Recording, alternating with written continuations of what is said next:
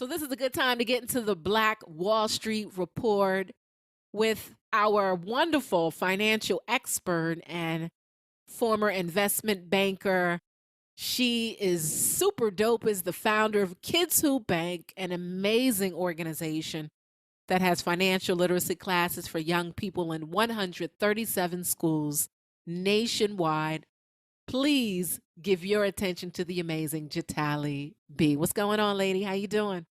I'm good, thank you. How are you? I'm okay. I'm tired, but I got work to do. So I got to do what I got to do. I'm taking next week Mm, off, so I'm going to sleep. I'm proud of you. I'm proud of you. There's some rest. Yes, thank you. Thank you. What we talking about today? Today, we're talking about the financial discipline it takes to build your money and to invest. I'm Mm, going to give about 6 tips that I have done for myself or for others that worked very well. Quick story to go into this. I remember when I left the corporate world, I had the VP of the company I was working for ask me, since I had a newborn at home, was I in a position to leave? mm, And when she said it to me, I just remember thinking like, I can't believe this woman just said these words to me. right. And then it also occurred to me that there are a lot of people in a position that financially they don't have the savings or ability to leave, Mm, even if the job is not a healthy one for them, right. even if it dims their light, they just have to stay. Right. So I was very happy that I had some skills and financially I was saving and I was on that boat that I had to stay. Right. Right. And you had a second income at home, which was a blessing as well. Yes. I also say, like, in the end of the day, some people don't think about it, but if you get a divorce or something happens, sometimes you have some men who go savage or whatever, Mm, and he might decide, screw the baby, whatever, I'm leaving. Like, I have wow. a friend who was married to a guy, he went back to his country and What? left her What?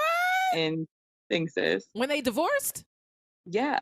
Wow. Divorce will make you do some crazy things. I can attest to that. It will make you temporarily insane for a little while. So I will say this, no one should ever depend on an outside source. That's right.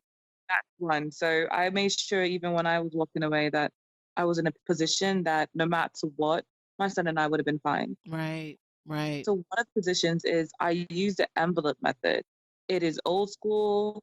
Some people laugh at me, but you create a budget. And for those who don't know what the envelope method is, you create a budget, you separate it into different envelopes, and you do not go beyond the budget that is in that envelope. Mm, Your gas money will go into one envelope and you will budget what your amount for your gas for the week is.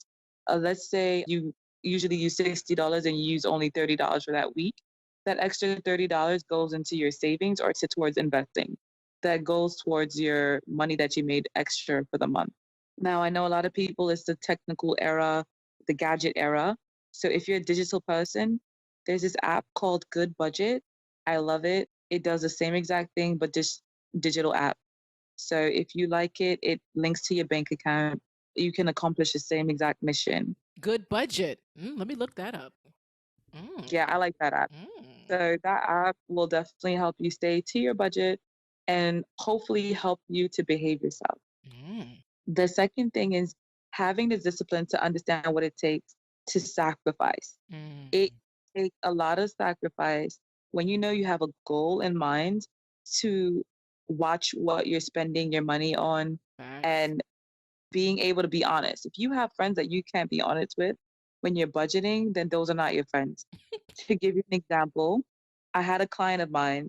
She was in a situation where she had no money because she was so used to depending on a relationship that she was in.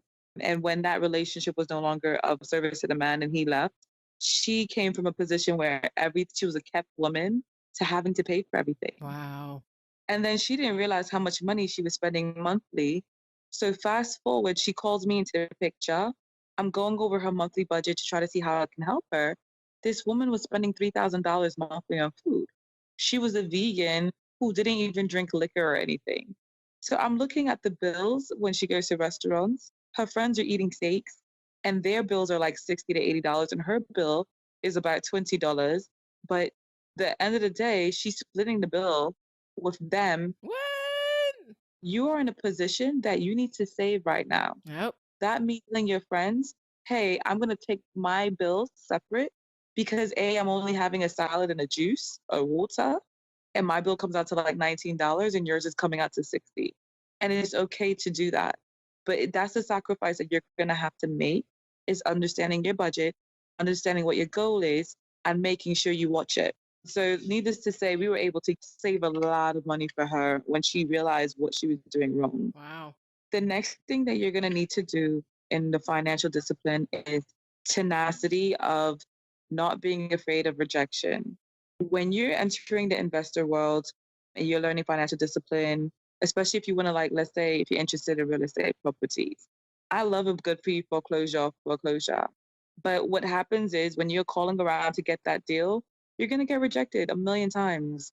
But that, those like 10 rejections, for every 50 or 20, whatever rejections you get, you're going to get a yes. And that one yes will make up for all of those rejections.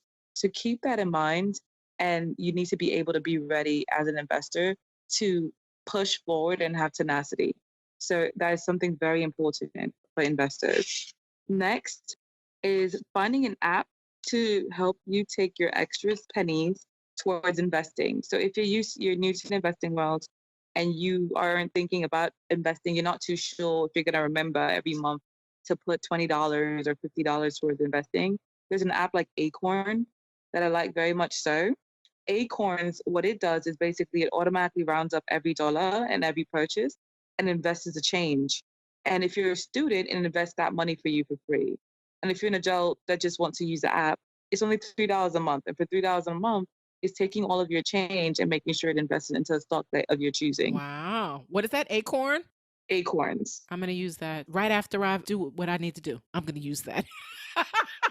No, really. Like I'm going to use like this summer. I'm going to start using that. Awesome. Acorn.